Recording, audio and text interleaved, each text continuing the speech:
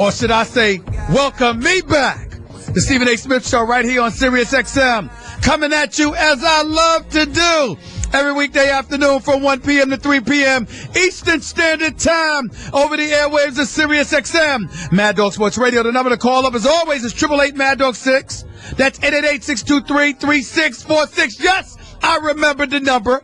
Yes, I remember the station. Yes, I remember what I'm supposed to be doing. Good Lord have mercy. Did I miss all of y'all? It's been 2 full weeks since I've been gone. Pretty much 3 of the last 4 weeks I've been gone. Pretty much been out of the loop since the NBA Finals. I have missed y'all so much. And I sincerely hope that you missed me too. Again, the number to call up as always is 888 Mad Dog 6. That's 888-623-3646. Feel free to call up and talk to me about how much you missed me. Feel free to go on Twitter, twitter.com/Stephen A. Smith to tell me how much you missed me. Feel free to chime in right now on Facebook.com/Stephen A. to tell your brother how much you miss him, because I miss y'all. I miss y'all so much. It's great to be back. NFL training camps have opened up. A lot of stuff to get into there.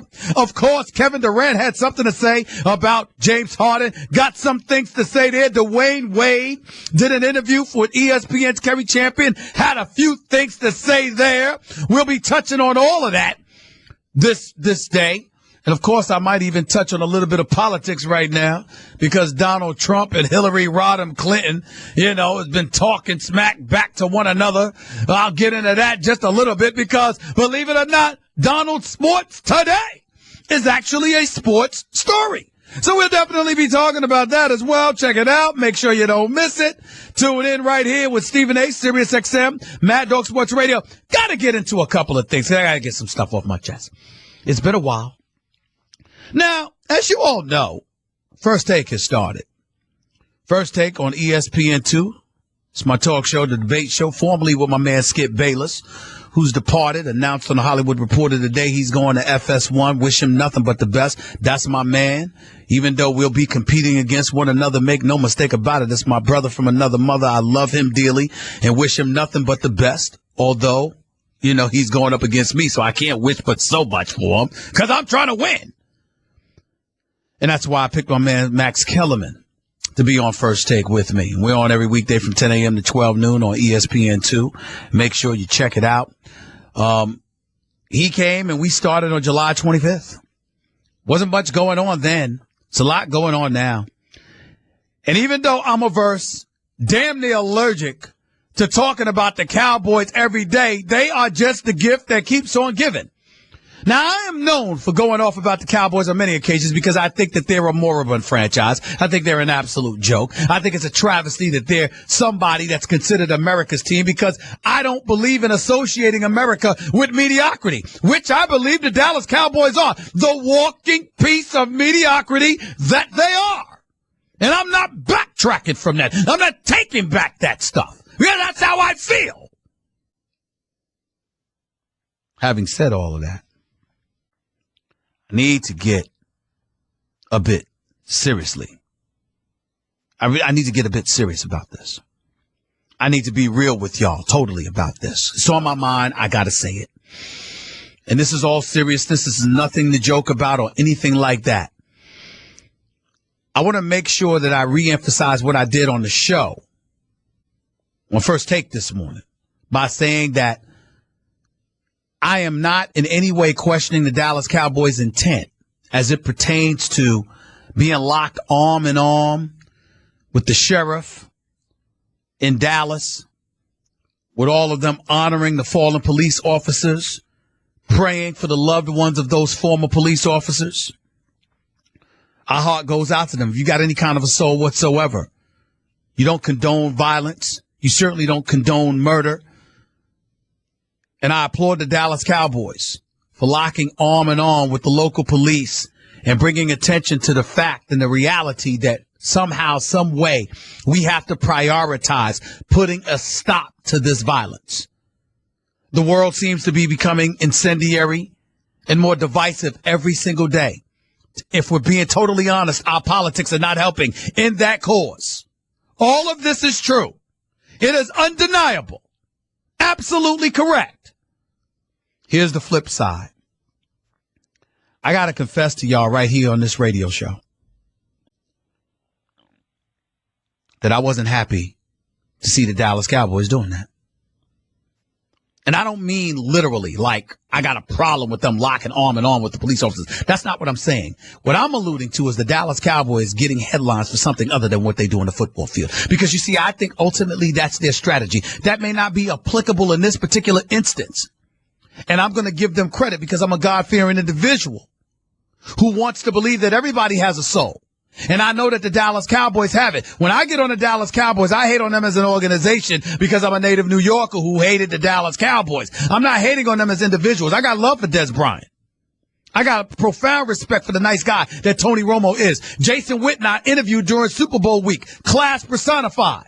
Jerry Jones is a damn good owner in terms of hype and keeping attention on his franchise.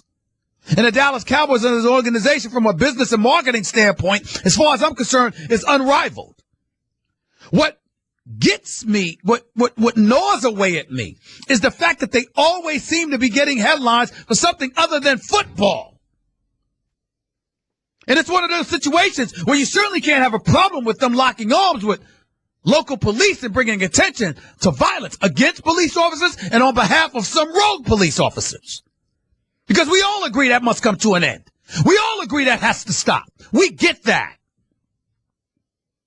But it just gnaws away at me. And I'm being very, very serious here. I'm not going to mention any names because this is too serious. I'm not playing around and I'm not making fun of anybody on the Dallas Cowboys. But have you seen their rap sheet collectively as an organization?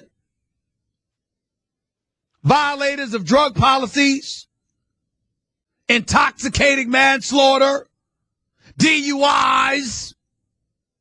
In Greg Hardy's case, domestic violence, even though he's with the Panthers before the Dallas Cowboys brought him on. Everywhere you turn. Not literally, of course, because it's not everybody. It's not even a vast majority of their team, the organization, or its players. But doesn't it feel to you like the Dallas Cowboys end up engaging in lawlessness more than most other organizations? I'm just talking about perspective and impressions and perspective. That's what I'm talking about. Because literally we don't necessarily know, but that's how it looks. Doesn't that get on your nerves? Gets on my nerves. It really, really does. And when I see the Dallas Cowboys, and I look at the headline in the news, and I'm saying, okay, this is good publicity, not bad publicity, but damn it, it's something other than touchdowns and wins and championships. It seems to be their strategy. Let's win the headlines. And it gets on my damn nerves. I want to reemphasize, in no way am I saying they were wrong for showing the level of sensitivity that they have shown to this particular issue and locking arms with local police officials in Dallas. Our hearts go out to the loved ones of those police officers unfairly and cruelly taken away from us all, and them in particular. And the Dallas Cowboys are doing the right thing, and they did the right thing. That's not where I'm going. I'm simply saying, once again, it's them making news for something other than their on-field exploits. And that annoys me. You know what I'm going to... I'm not talking about the shootings in Dallas now. Let's shove that aside now. I said what I had to say about that particular point. Let me tell y'all what I would equate this to. You know what I would equate? And I want my producers extraordinaire, Jonathan Winthrop and Nuno Texiera. Damn, I miss y'all. Enjoy this moment because I'm not going to say that publicly very often, but I'm going to say it today. Damn, I miss y'all. Stand up, Nuno. I need to see you. Look at me, Jonathan Winthrop, when I say this because this is a very good point. And I want y'all to nod your head if you agree with me. I'm black. Jonathan Winthrop is white. Damn it, Nuno, I don't know what you are. You're Portuguese? I don't know, Nuno. I love you, but I don't know. But let me ask you this question. Just nod your head. Are y'all ready for this comparison? I could compare the Dallas Cowboys to Donald Trump. Are you ready for how I can do this? You remember what they said about the opponents? They were complaining about Donald Trump. I'm talking about the other 16 Republican candidates. They were all complaining that the debates and the real pertinent issues weren't being addressed because he didn't have to market and advertise. He got it all free by showing up on television all the time because he steal headlines. Remember that? Now, who does that sound like to y'all when we're talking about football? Who else can that be? Who else can it be?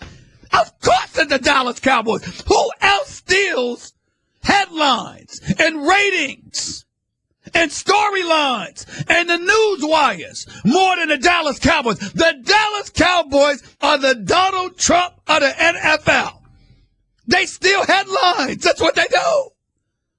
And remember, I'm not casting any aspersions on Donald Trump. We're not talking politics here.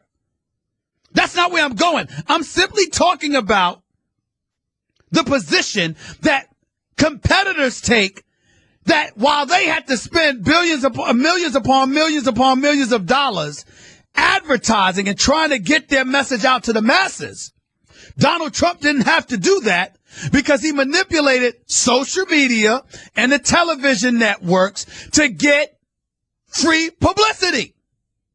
That's what they're saying. That's what they're saying. Who in the NFL, in NFL history, has that been more comparable to than the Dallas Cowboys? Take your time, I'll wait. I challenge anybody to call up this show and tell me one team, one in NFL history who has personified that more than the Dallas Cowboys. It's 20 years. We got 2 playoff victories in 20 years. Two in 20 years. And somehow, some way, they're worth more than the other franchise. They're worth more than the Patriots. They're worth more than the Redskins, etc. I think the Dallas Cowboys organization a couple of years ago was slated at about $2.6 billion. They get more publicity than everybody else. And on top of it all, they don't win. What have they won? What have they won? I mean, this is ridiculous. Meanwhile, the storylines, does it get any better? Violators of the league drug policy. Intoxicated manslaughter. There was one player that actually got charged. I'd never heard of that charge in my life. But this guy had it. He was a Dallas Cowboy. And I won't mention the players because I don't feel like humiliating him. But, ladies and gentlemen, the man did not go to a deli and steal something. He didn't steal no cash. He didn't steal food or anything like that. He went to a department store and stole a bottle of cologne and a pair of drawers. Only the Dallas Cowboys. You can't make this up. But that's where we are. That's where we are. 888 Mad Dog 6 is always the number to call up. That's 888-623-3646. Couple of other storylines. DeAndre Hopkins, Houston Texans, making a whole bunch of noise about how he's going to hold out. He deserves his money. Hold out for one day. Damn, bro. Could you show a little resolve? Just a little bit, would you? But I'm not going to knock him. He deserves his money. 5th year being picked up. It's time for him to get paid. I'm not saying he deserves to get paid like Antonio Brown or Julio Jones or somebody like that. But does he deserve to get about 40 to 50 million in guarantees? Yeah. I think DeAndre Hopkins is worth it. Here's a question that I have for y'all. Another individual who's looking to get a new contract is Rob Gronkowski. Who would you pay first if you had to pay, or rather, who should get paid more? Antonio Brown or Rob Gronkowski? Let me tell you who I think it is. Antonio Brown. I understand Rob Gronkowski could play. I understand he's the elite tight end in the game. I understand between him and the number 2 tight end is a gulf as wide as the ocean. I get all of that. But it does help that you have Tom Brady. It does help that you have Bill Belichick in the Patriot system. And even though I think that Rob Gronkowski is an absolute stud, let me tell y'all something. Do y'all know that Rob Gronkowski got like 192 receiving yards? I'm sorry, 192 receptions. I apologize. In the last 3 years. Do you know what Antonio Brown has? 375. 3 years ago, 110. 2 years ago, 129. Last year, 136 receptions. 375 catches. Yardage, 1,400 plus 3 years ago, 1,600 plus 2 years ago, 1,800 plus last year. And if his head is okay after that hit from Vontaze Burfict, who knows what the hell he'll do this year. Remember, they upgraded at the tight end spot. Heath Miller's not there anymore. It's Ladarius Green now. Remember that even though Martavis Bryant is gone because he couldn't stay off the weed, and it has the audacity to be trying to teach high school kids. Don't get me started. I'm being nice. I'm being nice today. I'm being nice. I ain't going there right now. I just don't feel like it. I'm just getting back. I'm trying to be nice. So I'm not going to go there. But that dude, Martavis Bryant, is gone. Who's in his place? Marcus Wheaton. Who's in Marcus Wheaton's place? Sammy Coates, formerly of Auburn. You still got Le'Veon Bell. Don't get me started, because I loved Le'Veon Bell. Not just as a player, but as a person. But he's making it hard right now. And then obviously, you got D'Angelo Williams, a backup, please. I mean, he's better than most starters. And still, Antonio Brown is the focus. And by the way, the 1,800 plus yards that Antonio Brown had last year, did y'all know that 4 or 5 of those games were without Big Ben Roethlisberger quarterbacking? He had either Michael Vick or Landry Jones. Excuse me? Really? Really? Really? And by the way, Gronkowski, last time I checked, correct me if I'm wrong, no. Correct me if I'm wrong, Jonathan Winthrop. I'm sorry. Does Gronkowski return punts? Does he kickoff returns? I don't think Gronkowski does. Have you seen Gronkowski doing that? I haven't seen Gronkowski doing that. So don't come to me and tell me that he deserves more than Antonio Brown. But I will say this. If I had to pay someone first, it would be DeAndre Hopkins. He wouldn't get as much money as Antonio Brown, but I would pay him first. He's younger. His contract is up in a year. You want to take care of that brother. And by the way, you just signed Brock Osweiler to $70 million with a $37 million guarantee. You want him to look good, don't you, Houston Texans? Like Rick Smith, believe in him. Like Bill O'Brien, believe in him. But let's be clear. You want him. You want DeAndre Hopkins in that lineup. Because what the hell is Brock Osweiler going to do without him? What are you going to do? I mean, Lamar Miller is there from Miami. That's nice. Who else you going to have with DeAndre Hopkins out there? You better give him you better get him on the field. Now, he's there. Don't get me wrong. He's already there. But I'm saying you want to take care of him. So I would take care of DeAndre Hopkins first. But I would take care of Antonio Brown the most. Gronk is in between. As great as he is, he's in between.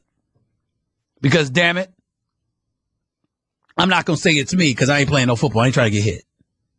Not in these legs. But I will tell you this. If you're rough and tumble, particularly in your lower extremities, and Tom Brady is your quarterback and Bill Belichick is your coach, I think you'll be fine. I just do. Lots to talk about. I can't tell you how excited I am to be back. The number to call up, as always, is 888-MAD-DOG-6. That's 888-623-3646. Your phone call's up next. It's Stephen A. It's Sirius XM. It's Mad Dog Radio. It's Channel 82. I've been waiting to say this for 2 weeks at least. Holla at your boy. I'm back. 24 minutes past hour number 1. Back here on the Stephen A. Smith Show, Sirius XM, Mad Dog Sports Radio. 888-MAD-DOG-6 is always the number to call up. That's 888-623-3646. Before I get to the phone calls, another reason Donald Trump made news, because apparently he said that the NFL reached out to him in an effort to get them to move the debate dates between him and Hillary. And apparently the NFL is denying such a thing transpired. Chances are they're telling the truth in this matter. Nevertheless, it's politics. I'm not going to get caught up in judging who's lying and who's telling the truth, because the fact of the matter is, what the hell do you expect from any politician or any wannabe politician? I mean, the fact of the matter is we live in a society today where I must sit here and say this. You almost can't blame politicians for lying, because the slightest little thing can cost you votes. And the objective is to garner as many votes as you possibly can. Now, once you have the votes and you're in office, there may be no need to lie then. But while you're trying to get votes, I'm not advertising or condoning or implying that it's what you should do. I'm saying we live in a society that overreacts to every little thing. That you know what? You almost can't blame folks for going that route. In some respects, we need to relax. Plain and simple. 888-MAD-DOG-6 is always the number to call up. That's 888-623-3646. Again, you're listening to Stephen A., Sirius XM, Mad Dog Sports Radio. Can't tell y'all how happy I am to be back. Let's go to the phones. Let's go to Lewis in Virginia. You're live at Stephen A. on Mad Dog. Lewis, what's up, man? What's happening, man? Good to hear you. What's going on? Oh, you my man, 50 grand, man. Watch you every day. Appreciate the love, bro. Thank you. Yes, sir, man. Like the new format with Max, man. He was my first choice to replace Skip, man. Like the new energy. We doing it, ain't we? We doing it, yeah, ain't man, we? Y'all handling B-High, man. You're handling B-High. Go ahead, bro. Yeah, man. Yeah, man. You always you're hard on my boys, man. You're hard on the Cowboys, man. And, You're damn right I am. You're damn right I am. Rightfully so in some cases. I'm not even going to deny that. But I got a question for you. Go ahead. Sports greatness is defined by championships. Mm-hmm. And the last time I checked, the Pittsburgh Steelers was the only other franchise got more Super Bowl rings than the Cowboys. Can I get some love on that? Yes, you can. But can I ask you a question? Yes, sir. You know what? When that happened, Barack Obama was in his 20s. How old are you? I'm 45. All right. That means the last time the Dallas Cowboys won anything, you were 25. That's right. Okay, so in other words, what I'm trying to say to you is, did you know that 20 years ago, I didn't have a receding hairline? Yeah, I was about 40 pounds lighter. I was getting out of college at Winston-Salem State, North Carolina. I'm with you. I was driving a Mercury Topaz. You know what I'm saying? I went to high school with was on the last Super Bowl team. All I'm trying to say, that's a long time ago, bro. Long time ago.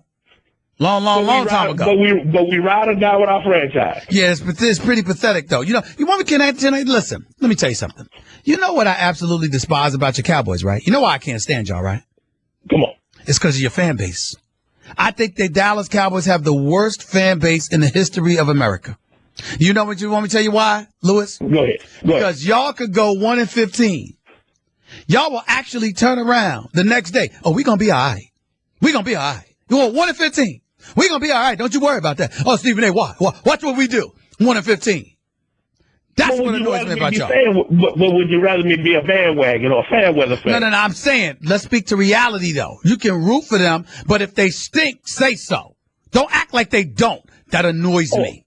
I'm a real deal. I'm a real deal. I'm going to look at it for what it is. I'm going to call it what it is. But you have to admit, most Cowboy fans don't. Oh, yeah, I give you that. That's all I'm saying. See, I'm just a ride or die. All right, I ain't gonna hold that against you, bro. I appreciate the call, man. Thanks so much. Let's go to Marlon in Dallas. You're live with Stephen A. on Mad Dog. What's up, Marlon? How are you? Man, that is one thing I will say with these Cowboys fans out here. They swear that they went to the Super Bowl last year for the past 5 years, man. Exactly. That's what drives me crazy. It's ridiculous. That's why I hate the Cowboys. Ridiculous. It's because of their fan base. I mean, I'm from San Diego, and I moved out here, and that's all I hear. Anyways, that 2 weeks felt like too much, man. It's good to have you back. Good to be back, man. What's going on? What's on your mind? Not much. So you know, with First Take, I kind of like the new groove and how everything's going and everything. Max is great. I love the chemistry that you guys have. Now, Skip is, you can't replace somebody like Skip. So what were some of the things that you were looking for in a co-host to have you help with the show? And also, did you ever think about bringing on an African-American guy too? No. Or a woman to I personally didn't because I'm on the show, and the fact of the matter is that as an African-American, I didn't feel that was what we needed. I think we needed a balanced perspective. We needed somebody that I could vibe with, that was quick on their feet, that was very, very knowledgeable, and that was unapologetically themselves, that we can tussle and go at it and not have to worry about anything. And so I just felt like there were a lot of qualified folks. There's no doubt about that. But at the same time, I just thought that Max was the perfect candidate to replace Skip. There's only one Skip Bayless, and he is who he is, just like there's only one me. And when he does his show, there are people that are going to sit up there and say, you know what, Skip, we love you to death, but there's only one Stephen A. So whether it's Shannon Sharp or somebody else that he has with him, they're going to say those things. At the end of the day, there's nothing that I'm going to do. There's nothing that I'm going to accomplish with Max and beyond. Because remember, I do this radio show by myself. I do Sports Center by myself. I do a lot of things by myself just for the purposes of First Take. Doing it with Max, there's a lot of things that I expect us to accomplish and be very, very successful doing.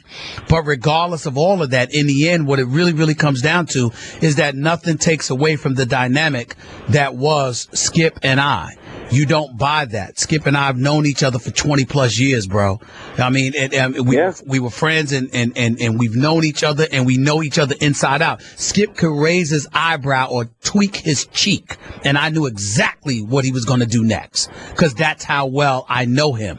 And so when you have that kind of chemistry, it's undeniable. You have to respect it, appreciate it, and go from there. But it is what it is. We all move on, and it's onward and upwards. Because I'm going to tell you right now, I ain't taking a back step for nobody, and I don't entertain losing.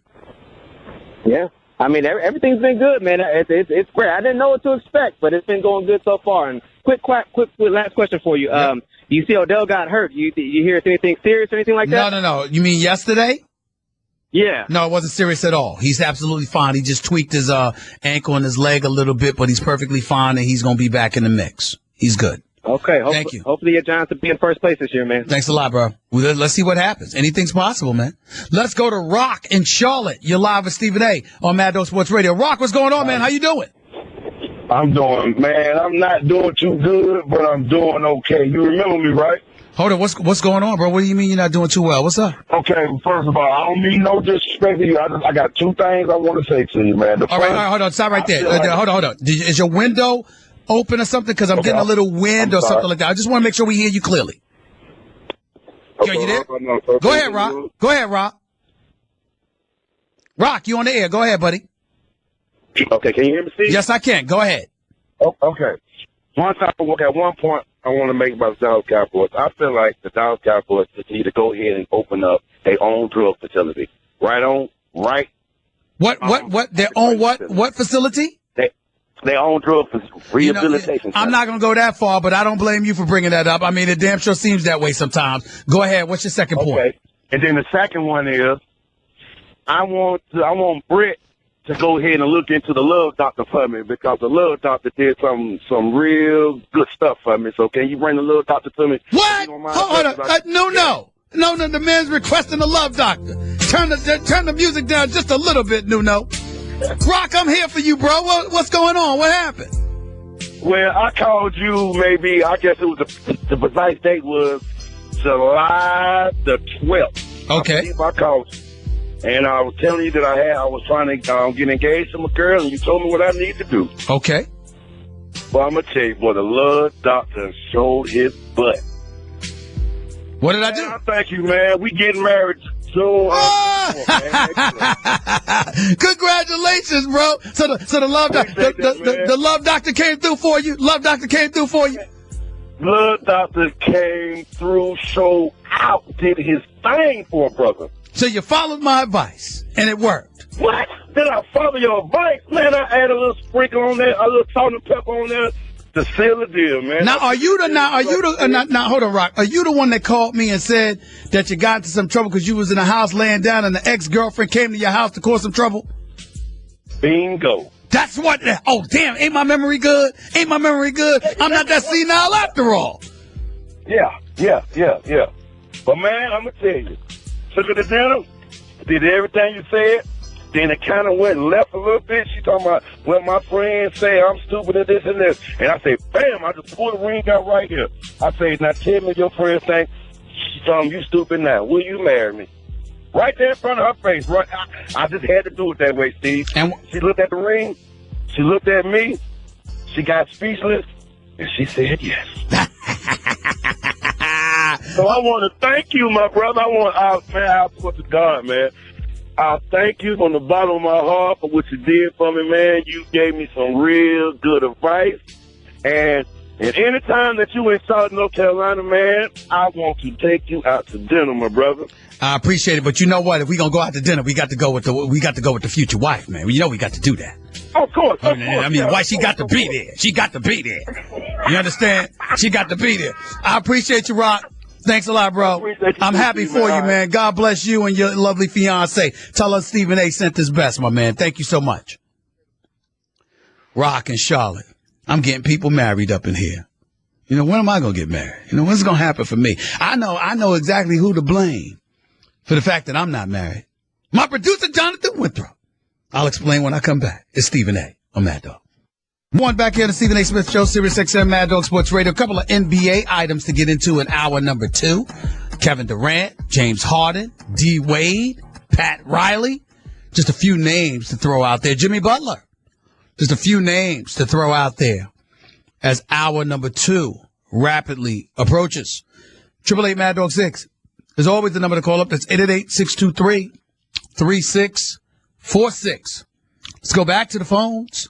Let's go to Ian in Ohio. You're live with Stephen A. on Mad Dog. What's going on, man? Hey, good to have you back, Stephen. Good to be back. How are you? Good. I had a few, actually, NBA questions for you because I really enjoy hearing your side of the NBA. Okay, go ahead. But, I was wondering, what's going on with J.R. Smith? Is he going to re-sign? And he has the intention. He has the intention of re-signing, but it ain't done until it's done. Because if you're Cleveland, what you're doing is monitoring what the rest of the NBA is doing right now, wondering A, how much money are you going to have to give him, and B, whether or not he's going to be an ideal fit. They just won the championship, but it may not be wise for them to stand pat. You never know. I can't imagine that he would go elsewhere, particularly at this late of date, but you never know. I guess my next question would be then, who needs who more? Does JR need the Cavs more, or do the Cavs need him more? Well, it will always be him needing them more. I mean, what the hell? I mean, JR was considered a troubled soul that New York couldn't get out of town quick enough, and now he's an NBA champion because he's teammates with LeBron James. Now, he's in an environment where there's not that much to do. He doesn't find himself distracted, secretly got married, settled down, is far more composed and disciplined than he's been in quite some time.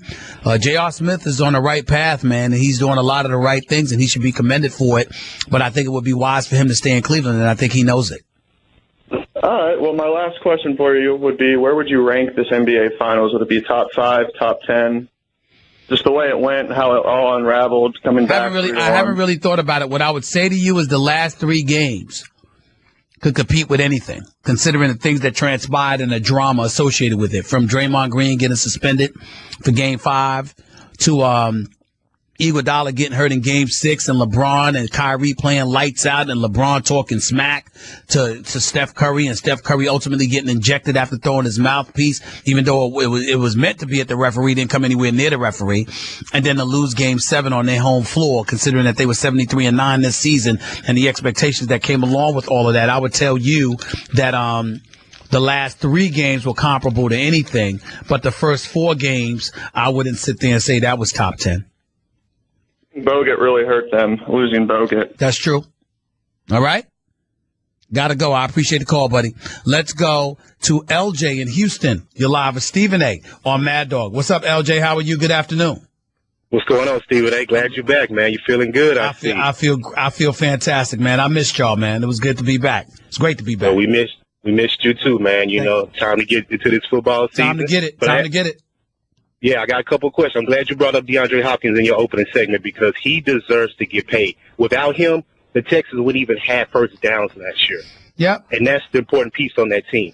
So, for him not to get – would you have been mad if he held out longer, though? That was my question. I wouldn't have been mad if he held out longer, but you also got to be wise. If they're fining you for every day that you miss because you're still under contract, then you don't have but so much leverage. And in the NFL, you got to get your money while you can get it. So that's the situation right there. I mean, you usually don't have leverage unless you've been in the league for a long time, right? And you got money saved and you can afford to sit out. Yeah, that is true. But like I said, he's an important piece on the offense. I would have rather have him, than anybody. And my second point was you and Max talked about James Harden this morning. You never really answered the question. Did he deserve to be on one of those All-NBA teams? Yes, I did. I said no. Okay. I absolutely answered the question. I never listen. Don't ever accuse me of that. Ain't no way in hell on First Take I didn't answer a question. Yes, I answered it. Listen, James Harden is a superstar. James Harden is a superstar offensive player. He doesn't always show up defensively, but he usually shows up offensively. The problem is when you take into account the success that other players had this year, from Russell and Steph to Kevin Durant, LeBron, and, everybody else. And then you look at James Harden. Kevin McHale getting fired after 11 games. It's believed that James Harden was the one that facilitated that happening. I don't know that to be true, but I know that's what some of the players have said, along with other people in NBA circles. And so you got that going on. Then you got those struggles that they had throughout the year. Then you got the Dwight Howard departing. You got people talking about dribbling the ball too much and not getting his other teammates involved. These are not things that come associated with an all-team NBA player whose name is not Kobe Bryant. And remember, even though at times, things like that have been said about Kobe Bryant, the difference between Kobe Bryant and James Harden is what? Kobe has rings. Mm-hmm. Okay? I see. That's the difference. I got you. That's the difference. I got you. All right? Well, thank you for your time. I'm going to go see that U.S. game tonight in Houston down here. You have a great evening. Do the same, LJ. Thank you for the call. Hamero in Dallas. You're live with Stephen A. on Mad Dog. Good afternoon, sir. How are you? I'm doing well, sir. Long-time listener, first-time fan. Mr. Smith, I was born and raised in Dallas. Huge Dallas Cowboy fan. I am still bummed out about the missing Super Bowl champion when they went and lost to San Francisco the year Dion played for them. And I have to agree. We have the worst fan base, sir, and this is why. I can't tell you. I've been to games where Pittsburgh is the visiting team, Chicago's the visiting team, and that stadium is taken over by visiting fans. As a fan base, why would you ever sell your ticket? Just because you can make more money? I know that sounds making money, but I don't understand that. And the second point is, we can have a terrible season, and yet that entire stadium will be sold out. We have the worst fan base because we don't send a message to the Jones family, and they've done a fabulous job with the team, but we as fans never send them a message that their work product stinks. What also makes it worse is this. Say what you want about Jerry Jones, but that $1 billion playpen they play in, that's spectacular. And the fans, if for no other reason, to want to come to that stadium and have that experience. Talk about can y'all think of a more entertaining football stadium in history? Can y'all think of one? I can't. I can't. Destination. It's definitely so. So you're absolutely right. They should be a lot better than they have been. I'll give you that. Hamera, appreciate the call, buddy. Thanks, sir. All right. Take care of yourself. Ron in Los Angeles, you're live with Stephen A. on Mad Dog. What's up, Ron? How are you? Yes, how you doing, Stephen A? First of all, got to give you credit, man. I think you do a very good job with what you do. However, I have a show on YouTube called Ramon's Reviews, and I would love to debate with you at any time, anywhere, any place on the merits of Kobe Bryant, for starters. I think he's been the worst thing for the league for the last 20 years, how much of a selfish player he is. Well, let me tell you something right now. You might get your chance with something that I have coming up on First Take. But outside of that, I would never, ever, ever debate anybody because I do that enough. What I would do is let you interview me. That I would let you do. But I ain't going to debate and argue. I do too much of that already. You see what I'm saying? I give you credit for that. I think you're excellent at what you do. But trust me, there's plenty of people out there, including myself, who are excellent at what we do too. And I would love to debate with you on any topic, anywhere, anytime. Well, let me tell you why. It has nothing to do with your gifts. I have no doubt that you're gifted at it. Let me ask you a question. Did you put in 20 years? Did I put in 20 years? I've watched sports for 40 years. No, that's not what I mean. That's not what I mean. Well, let me ask you a question. What do you do for a living? What do you do for a living? Oh, right now I'm a student. I'm a student. I'm going for a master's degree. Okay, you're going for your master's degree. What you studying? In mathematics. Okay, let's say, for example, you go to mathematics, right? And obviously, you're brilliant at it. Let's just go that route, okay? Yes, sir. Let's just say you got to go through the internship. And then after that, you got to go through, the early periods in your career. And then you got to deal with those politics with people behind the scenes trying to undermine you and trying to stop you from getting opportunities that you've worked for and you deserve. Okay, let's work with that. Okay. True. And then you do that. over the course of 20, and then you do that over the course of 23 years. And then somebody wants to bypass all of that to sit up against you and do what you're doing. What would you tell them? Right. You know what? I would probably tell them what you're telling me right now, but the same token, I'm telling you, I'm very unique and very skilled at what I do. No, but I'm not questioning that. But I'm not questioning that. I'm not questioning that. What I'm saying to you is you wouldn't do it because they didn't go through what you went through to get to that point. So, like I said, you on the airwaves with me right now. You can go ahead and make whatever points you make. And by the way, you can call back anytime you want. And while you're at it, I'll even do you a favor and make sure that when you remind me of your YouTube stuff, I'll let everybody know where to go to find you. But what I'm not going to do is let you bypass the 23 years I had to put in order to do what I'm doing with me. I'm not going to let you do that.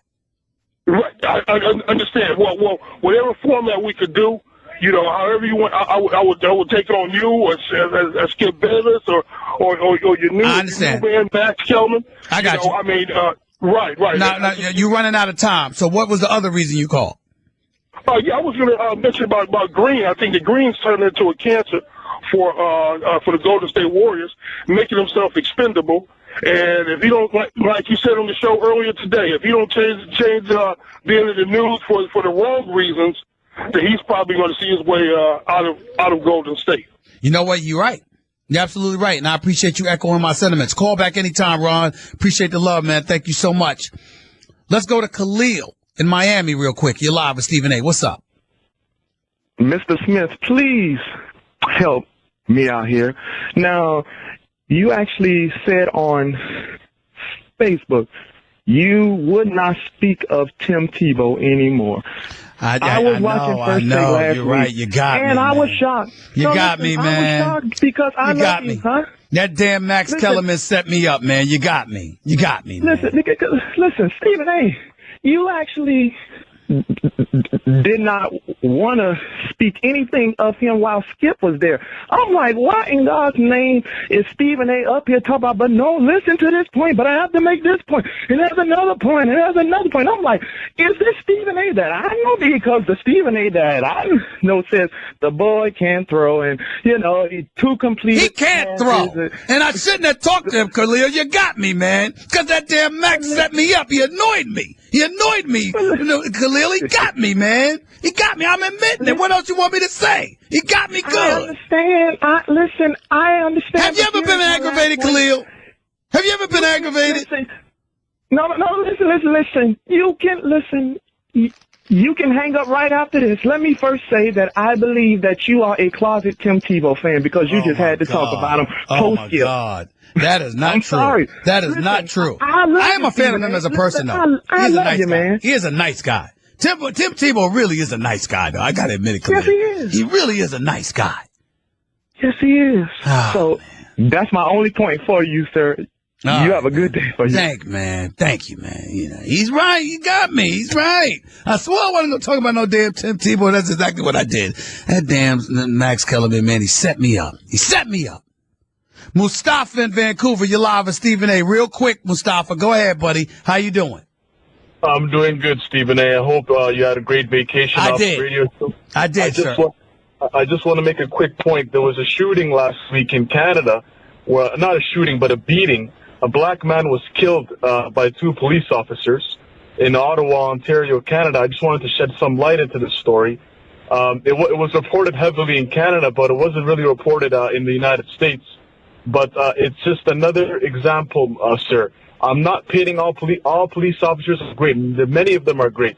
But the specific ones in this case I'm talking about that have beaten a mentally ill man in front of his apartment to death, I think that's extremely sad. He was a 37-year-old black man, young man, and he had mental health issues. But he did not deserve to have what happened to him. You can read the article, Stephen A. It's all over the Canadian news, especially last week. It's extremely sickening and very sad, Stephen A. I just want to shed some light for that. I appreciate that. Thank you so much. I'll make sure I look for that story. Which city did it happen in, Mustafa? Ottawa, Ontario, the capital city of Canada. I'll check it out. Thank you so much, buddy. You take it easy. Tony of Virginia, you're live with Stephen A. on Mad Dog. Real quick, Tony, go ahead. Stephen A., first off, I want to say thank you. I admire you. And in this crazy world where what my man was just talking about, folks shooting cops, folks shooting each other, I want to say I appreciate you for drawing the line where it is. I don't think you see black and white. I think you see talented, no talent, wrong, right. I just want to first off applaud you for that, and I respect you for that, my friend. Thank you so much. Go ahead and make your other point real quick. With that said, I'm a Patriots fan, trapped down here in Central VA all by myself. I might be the first caller ever to represent from the 2-3-2 here. I'm not sure. But Jimmy Garoppolo, real quick, out of our first 4 games, 2 of them are divisionals. What does he have to do to keep the ship heading in the right direction, especially with these 2 divisional games, before Mr. Brady steps in and takes back over? So. I appreciate the call. Thank you so much, Tony. All Jimmy Garoppolo has to do is not turn the football over and listen to Bill Belichick's instructions. Everything you hear about Jimmy Garoppolo is that he's an accurate passer and has more capabilities and potential than people realize. I think the Patriots are going to go 2-2, and then Brady's going to go 10-2 when he returns. And the Patriots are going to go 12-4 and win the AFC East and be back in the AFC Championship game. Hour number 2 up next. NFL players, coaches, and Mad Dog Sports Radio. 888 Mad Dog 6 is always the number to call up. That's 888-623-3646. A couple of things that I wanted to get into. A couple of things that are necessary to get into. Before we get back to the phones at 888 Mad Dog 6, that's 888-623-3646. The Golden State Warriors, one would argue, the Golden State Warriors is something I'm going to get into in just a little while, because one would argue they should easily be the 2-time reigning defending NBA champions had it not been for the suspension of Draymond Green. But that is something we will get into later. Because for right now, we got to get to our man, Jerome Bettis, the boss, the Hall of Fame running back for the Pittsburgh Steelers. Yeah, he used to play for the St. Louis Rams too, so what? Bottom line, he was a Steeler. Now, you may not have noticed that this morning when he was on First Take, but we'll forgive him for the purposes of this show. Jerome Bettis is on the line with me right now. The boss. What's up, man? How are you? How you doing, man? We can't bring the First Take stuff in here, man. Yes, we can. Yes, we can. Did they tell you? Did they tell you that? I can do that. Talk to me to remind our viewers here, when you were asked about the value of the players between Antonio Brown and Rob Gronkowski, express to my listeners what you said. I just said they were of equal value to their teams, to their respective teams. That was the point I was trying to make. Both players are great, but to each team, they are the most valuable players. So I don't think you can just rate each guy, because each guy does different things for their respective teams. So I was saying that before you went on a tirade, that both players are great and both players are the best at what they do for their team. When you look at Antonio Brown, 375 receptions, 1,400, 1,600, 1,800 plus yards consecutively over the last 3 years. Punt return, kickoff returns, etc. Should the Steelers play this man right now with 2 years left on his contract, or should they follow and stay steadfast on their regular policy, which is to say we do nothing of the kind and we will do nothing of the kind before a player's last year of their contract? Well, here's the problem. When you do that, you set a precedent. And then there's going to always be another player to follow and look at that precedent. So from an organizational standpoint, no, you can't pay him. But from an elite athlete standpoint, I think you have to find a way to work with him. And maybe you don't necessarily give him a new contract. Maybe you guarantee all of that money, or you put it in a check and pay him all, some kind of way. You've got to do something to appease him, because he's one of the best players in the NFL. And if there was ever a time you make an exception to your rule, this is one of them. Jerome Bettis right here with Stephen A., Sirius XM, Mad Dog Sports Radio. Didn't they take care of Big Ben Roethlisberger before the last year of his contract? I'm not sure I remember when they did it. Yeah, that's a good question. I'm not sure. I thought they did, and said that quarterbacks were not part of this rule. And I think that I do believe that was their way of trying to handle someone under the rule but try to slide it in. And if that is the case, then the rule has no substance, because you can't do it for a quarterback and just say, oh, he's a quarterback, that's why we do it. If you do it for one, you've got to have the ability to do it for others. As a former Pittsburgh Steeler, tell me what emotions went through your mind when you learned that Martavis Bryant would be out for the year because of violating the league's drug policy. It was disappointment, because, this is a situation where it's happened multiple times already, and then you say to yourself, why can't you learn, one, but two, that did you understand what you were doing to yourself? It's disappointment that, yes, he's not going to be on the field, but it was also disappointment having gotten to know him a little bit, that, what he did to himself and put himself in that position. So it was just disappointment all the way around. And it's unfortunate, because, he's a tremendous talent, and not only does he suffer, but the team suffers tremendously for not having him there. What do you think it did to the Steelers' chances? I mean, so many people have looked at their high-powered offense, and they believe with Tom Brady being out for the first 4 games due to his suspension, they believe with Peyton Manning being gone from Denver, even though some would argue he was gone last year too, because he had 9 touchdowns, 17 interceptions. He was god-awful. Some people look at it and they say this was the Steelers' shot, and now this blew it. What's your opinion about that? I don't think it blew it. It just makes it more difficult. I think with Martavis there, the offense looks totally different, and it's harder to defend the offense.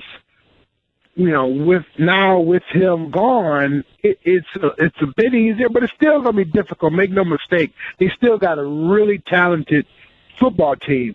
It just doesn't make the situation any easier. I think they've got to play, to the best of their ability to give them a chance to play for a championship.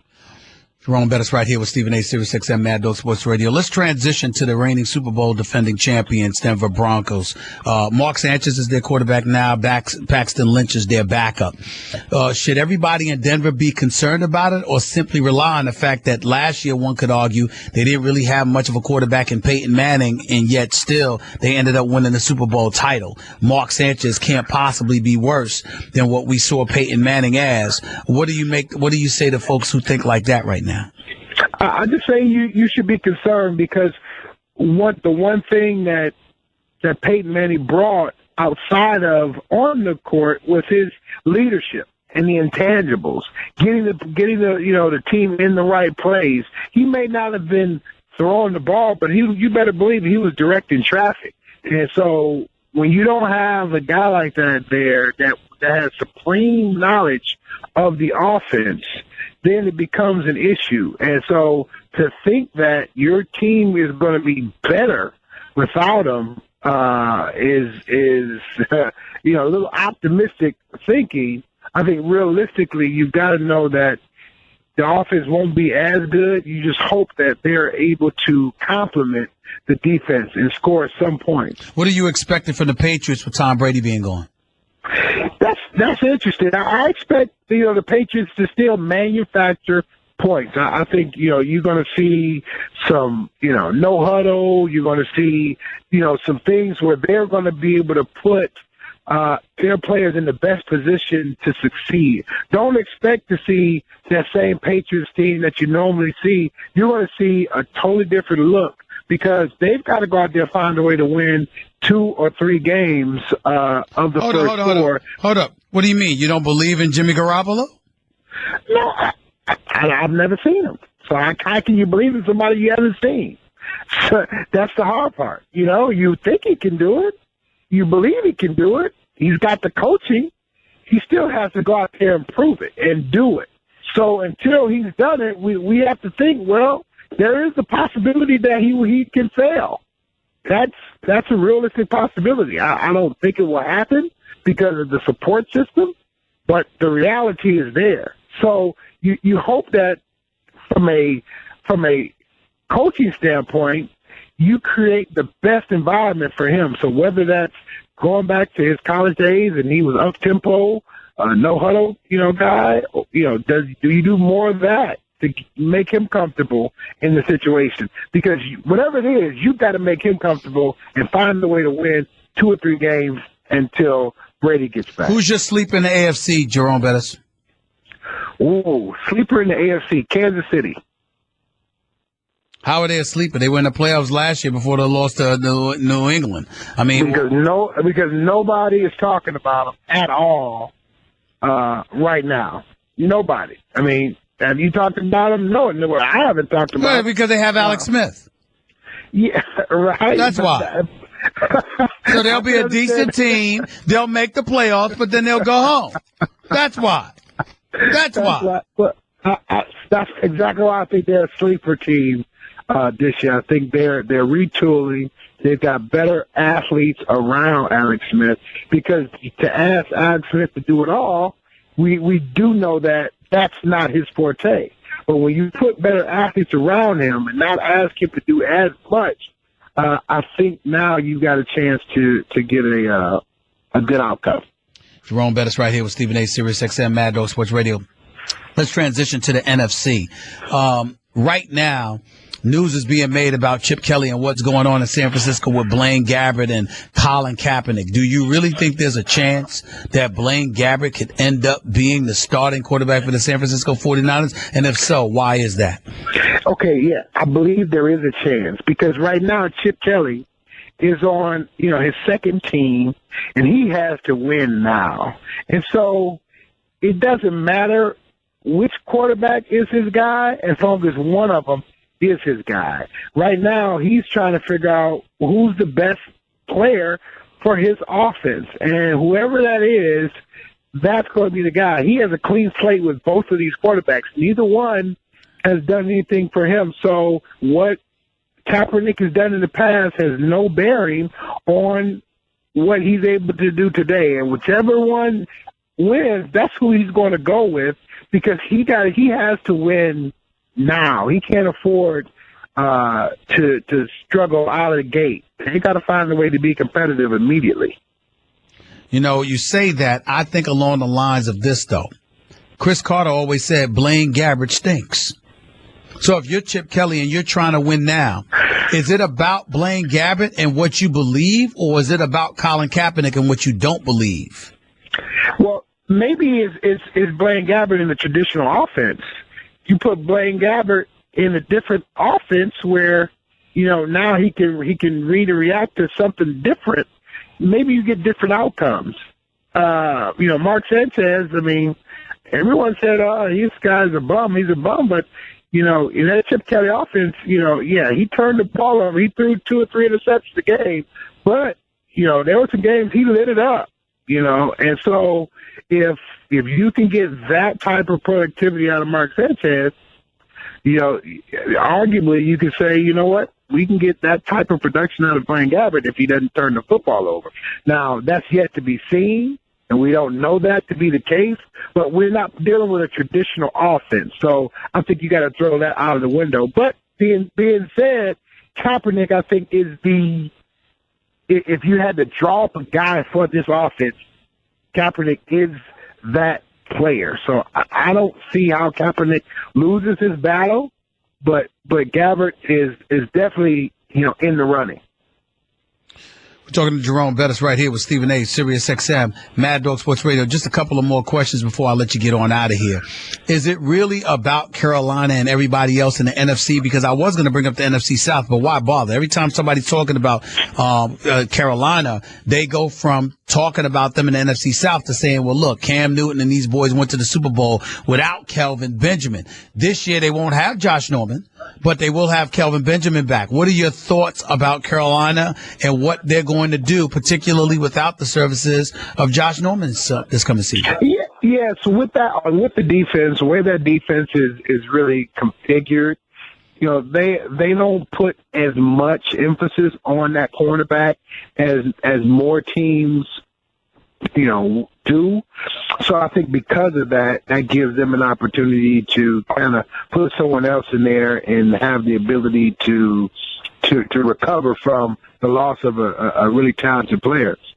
So I still think they are the team to beat in the NFC.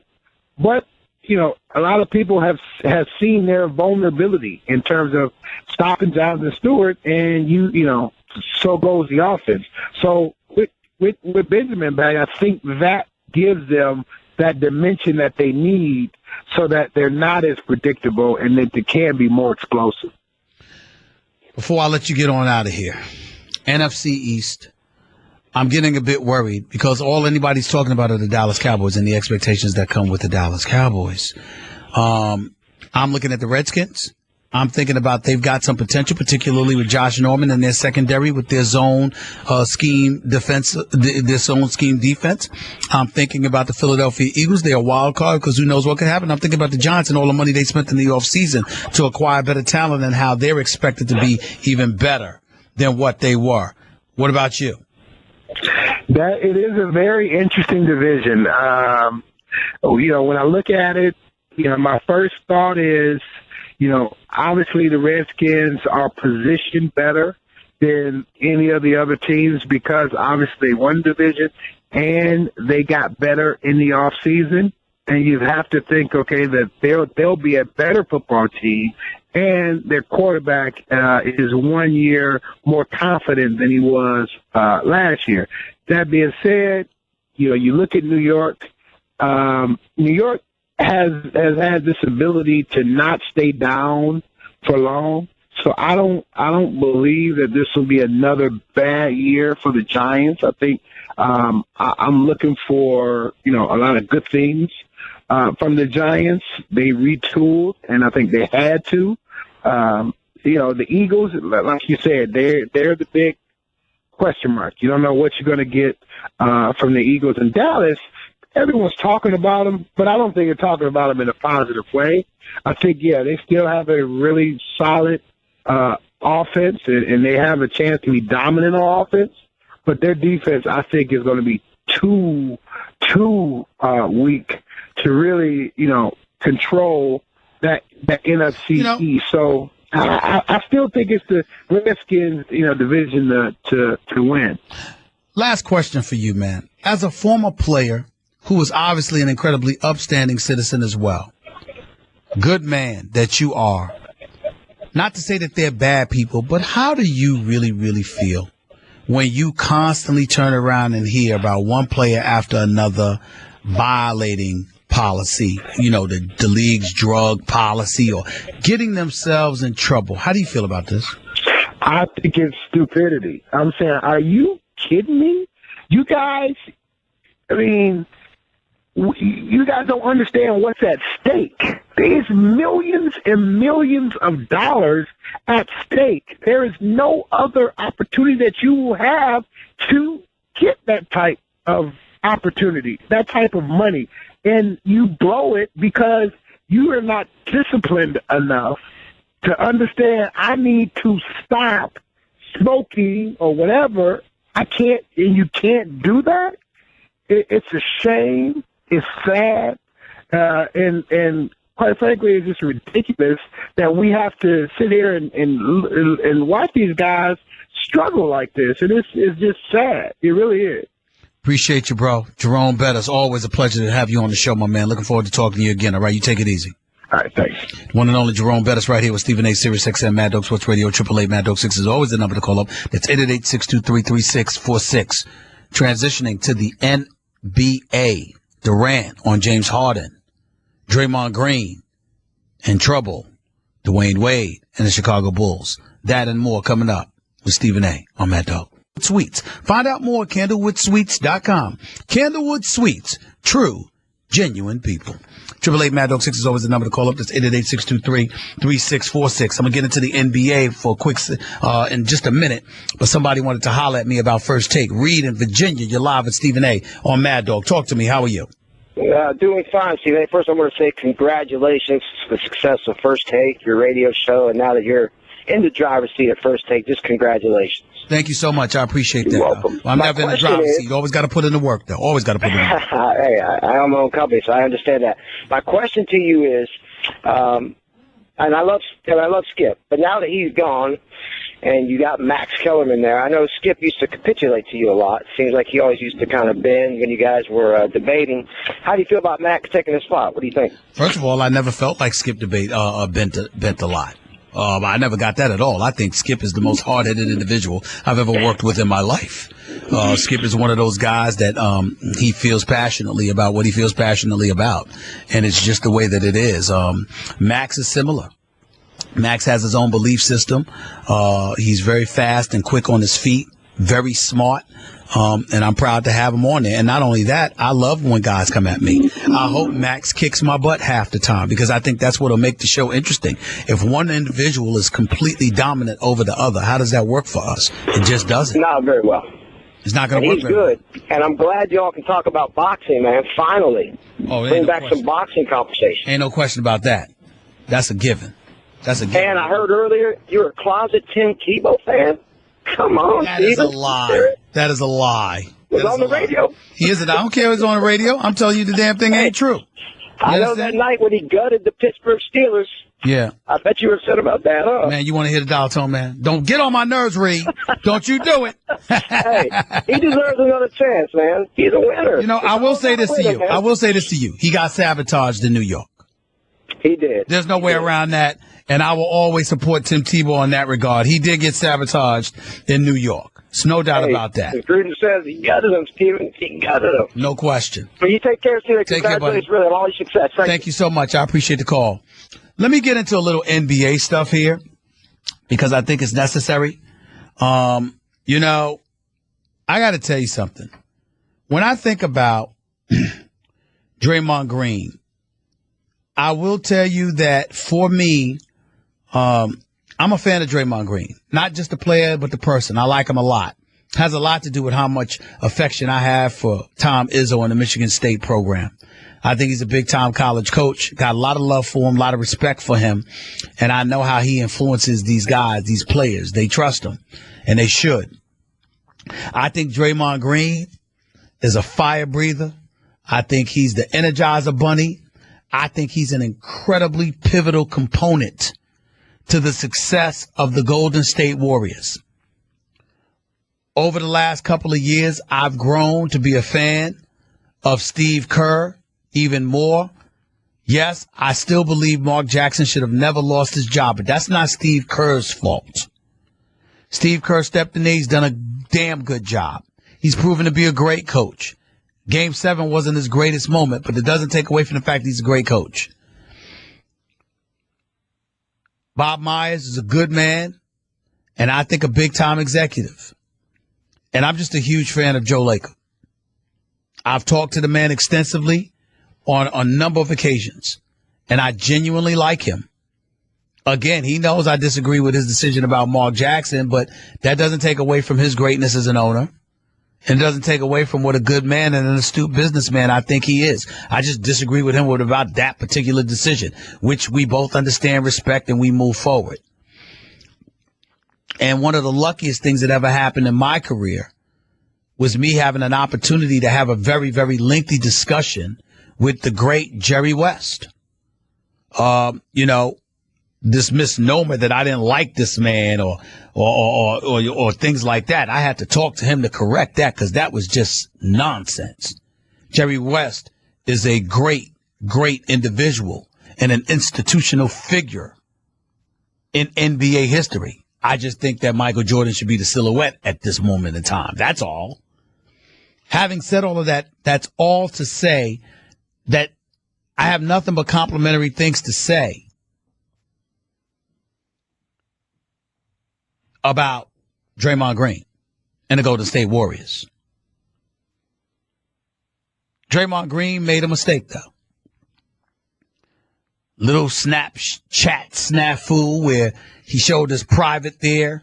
You know, he says it was a mistake or whatever. Believe what you want. Doesn't matter to me. That's his business. But just a few weeks ago, he got arrested after the nightclub incident in Michigan. Early in the year, whether it was driving 118 miles an hour in his new BMW and choosing to put that on Snapchat, or it was him cussing out Steve Kerr in the locker room at halftime. let's be clear about something, and it's very, very important that we do that. Ladies and gentlemen,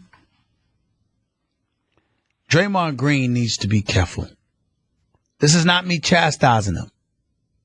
I got love for the brother. I want him to be all right. This is me warning him about what they will do to him. I don't care how much the Golden State Warriors or any NBA team or any professional sports team for that matter smiles in somebody's face. If you sit up there and continuously find yourself in trouble, they will turn against you and they will trade you. They will move you out of here. It is a given. This is what happens. There is no way around this. Don't doubt it for 1 second. This is how it goes.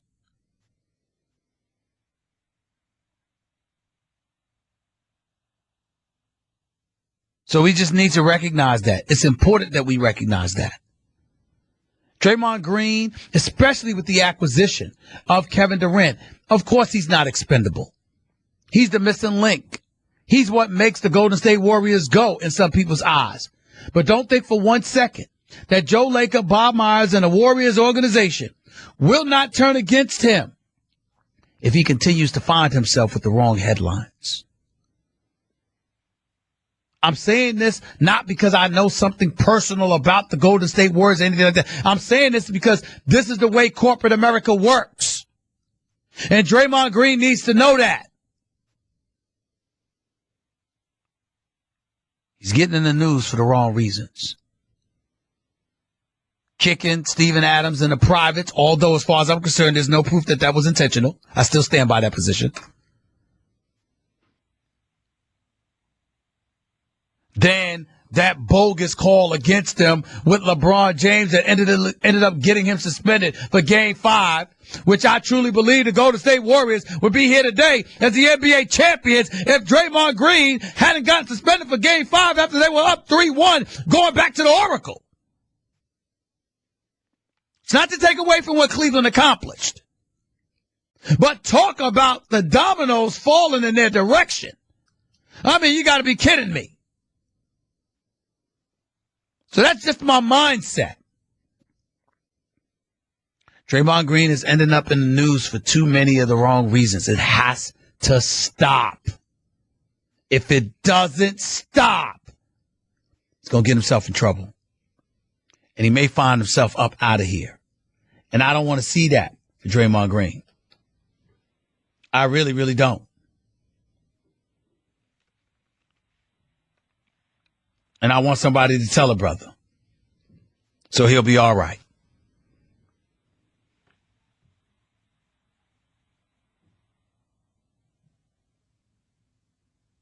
That's just how I feel about it.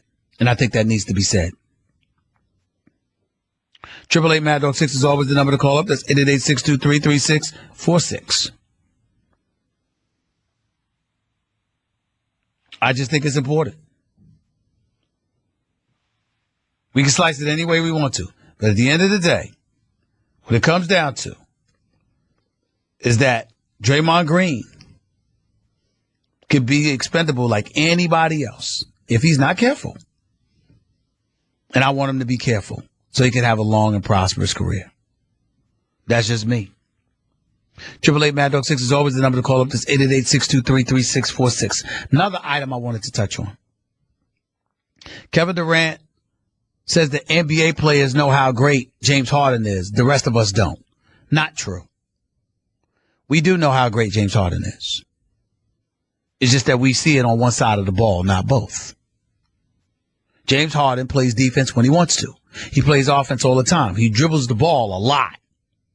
Doesn't get his teammates involved a lot. That's problematic a lot. But he's still a phenomenal player. He's a phenomenal player. So we do see that. It's just that we notice some of the deficiencies. Last point on the NBA, Dwayne Wade sat down with ESPN's very own Kerry Champion, and Spoke about how happy he was to be in Chicago and, how decisions were made and you moved on. He wasn't completely forthcoming. I don't think that he's miserable by any respects. I truly, truly don't. But what I will tell you is this. Dwayne Wade, don't tell me his heart wasn't broken that he had to leave. If he would have felt appreciated extensively, wouldn't have been a problem. There's no other way to slice it. Dwayne Wade should still be in Miami. Pat Riley, a great man, a winner, dropped the ball. No other way to slice it. 888 Mad Dog 6 is the number to call. It's 888-623-3646. More to Stephen A. Smith Show with your phone calls in a minute on Mad Dog Sports Radio, Sirius XM, Channel 82. Past hour number 2 back here on the Stephen A. Smith Show, Sirius XM, Mad Dog Sports Radio. Back to the phones we go at 888 Mad Dog 6. That's 888-623-3646. Let's go to Donnie in Cleveland. You're live with Stephen A. on Mad Dog. Donnie, good afternoon. I've been hearing you mention about the Michael Jordan silhouette. And I agree with they need to replace that Jerry West silhouette. But I was thinking since Michael Jordan got the Jumpman silhouette and he got the Michael Jordan insignia, what silhouette would they use? Are they gonna bring him from the free throw line or what? I don't know the answer to that question, but they need to figure it out. I think that when you're a 6-time champion and universally recognized as the greatest ever, I think it's time for a change. And in fairness to Jerry West, it's not like Jerry West asked for the silhouette or, believed he deserved it above all others and all of that other stuff. That's not Jerry West's fault. He's not somebody that should be blamed for it. But the flip side to it is that I think that it's not even about that. It's just that, look, man, do you realize that most NBA fans in this day and age don't even know who Jerry West is? I believe that because I got some nephews. Because he was playing in the 60s and early 70s. Look, man. Right. It's time. Keep people's name alive, though, by continuing mentioning him, But it's time. It's time that they do something different. It's time that they sit up there and look, it's time that they put a modern day era player up there. That's all I'm saying. Right. And that's what I believe. And so it wouldn't be no African American, Caucasian thing. It would be a basketball player piece. Gotcha.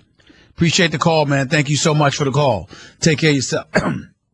Let's go to Jesse in New York. You're live with Stephen A. What's up, Jesse?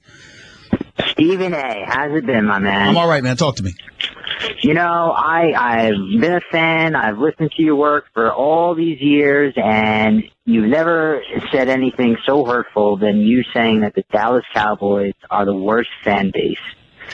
I don't know, and I know that you're a New Yorker, but when's the last time you've been to Yankee Stadium? They are the worst fan base ever outside of the New England Patriots, who think that for the past 12 or 15 years that Tom Brady's been there, that they've actually been a considerate team or a team that people around the country root for. All right. Let me interject. I'm a diehard Yankee fan. Let me give you the difference between a Yankee fan base and a Dallas Cowboy fan base. The Yankee fan base is quick to bring up 27 World Series titles and say to you, look at what we've done. Shut your mouth. That's what the Yankee fan base is quick to do. You with me? Mm-hmm, absolutely. The Dallas Cowboy fan base could be in the midst of a 3-13 season. Man, watch what we do next week. Y'all gonna see. Y'all don't even know. Watch. The Dallas Cowboy fan base literally was like 3-11 or whatever their record was. And literally was like, if we could just win 2 or 3 more games, we could make the playoffs. We can make the playoffs for 5-11. I agree with that as well. Listen, that's what I mean when I say they're the worst fan base in history. Completely removed from reality. Don't give a damn. No shame. Do you know how nauseated the New York Yankee fan base would be if we were 20 games under 500, but had a chance to make the playoffs. Do you realize how embarrassing that would be to the New York Yankee fan base? Y'all have no shame. Embarrassing, but y'all have no shame. Y'all have no shame. No embarrassment whatsoever. But the Yankees have no shame in getting and signing these talents that aren't homegrown talents, number one. Number two, are suspect characters. And number three, when their contracts are over, 90% of them aren't even effective for their teams. We're not drafting first-round quarterbacks, and we're not signing these premier athletes to long, lucrative deals. We haven't done that in years. The last guy that we really signed... Stop with your explanations. Stop it. Last year when the Dallas Cowboys stunk up the joint, did you hear the Dallas Cowboy fan base? We gonna be all right. Oh, we gonna be all right. It ain't over yet. It ain't over. Y'all were damn near 3-11. Don't get me started. You know it's true. Hold on. The unrealistic Cowboy fan. Well, that's what I'm talking about. You said that. But that's who I think. That's who I think most. No. Let me ask you a question. Do you consider yourself a realistic Dallas Cowboy fan? Absolutely. Do you think most Dallas Cowboy fans are like you? What? 50-50. Come on, Jesse. See, Jesse, I'm liking you less and less because you're lying to me. You're lying to me on the airwaves. You know that. Well, I believe you, Jesse. I believe you about you. But you know most Dallas Cowboy fans are not like you. You know that. You're lying. You're lying. I will say that the other side of that argument is that we're not playing with the number one quarterback, and we haven't had a number one quarterback, and I mean a first round quarterback. That is the other side of the argument that we could have when I do have these conversations with the other 50%. Yes, there are unrealistic Cowboy fans. There are Cowboy fans who will, if we're 0-16, are going to say we're in the Super Bowl. I agree with you. I'm not going to dispute that. But there are realistic Cowboy fans that know that once Tony Romo's done, it's over. It's over that year. Oh, I believe it when I see it. I got to run, Jesse. I believe it when I see it. But I'm sure I'll hear back from you again because Dallas Cowboy fans have a way of getting on my nerves. But I mean that affectionately, Jesse. I understand. I get where you're coming from. I'll take that into consideration. Dennis in Oklahoma, you're live with Stephen A. What's up? Yeah, Stephen Smith. Talking about Green got suspended in Game 5, but he was there for Game 6 and 7. Yeah, but Bogut and Iguodala were hurt by then. Remember? Yeah, I remember. Yeah, they both got hurt. They both got hurt. Bogut was out and Iguodala was hobbled. What I'm saying is that if everybody had been healthy, it is my belief that the Golden State Warriors would be sitting here today as reigning two-time defending champions. Yeah, I believe in Game 5 they would have won Game 5. Well, that's what I'm saying. But then the series would have been over. It would have been 4-1. Right, but Game 6. But my question is, he was there for Game 6 and 7, and the outcome was LeBron James. But I'm not saying that Draymond Green alone would have done anything. I'm saying that when he was suspended for Game 5, the rest of the team was healthy. If Draymond Green were healthy for Game 5, I believe the Warriors would have won Game 5, and that would have been that. But we'll never know. We'll never know. Bogut wasn't doing nothing, though, in the series. Well, no. He's never expected to do anything offensively. It's his defensive presence, him being formidable on the boards, him being a big enough body where guys can't just come in there and score on layups. That's his job. All right. I'd say, yeah, they would have won Game 5. Well, stop right there. Then none of it matters because they were up 3-1. That's all I'm saying. They were up 3-1, and they lost Game 5, a game I think they would have won. I got to run, Dennis. Thank you. Let's go to Thomas in North Carolina. You're live with Stephen A. What's up, Thomas? Stephen A., my question, I got one real quick statement. Is Jerry West dead? Is he passed or is he still alive? He's still alive. I think they should wait until the guy moves on before they even think about changing the logo.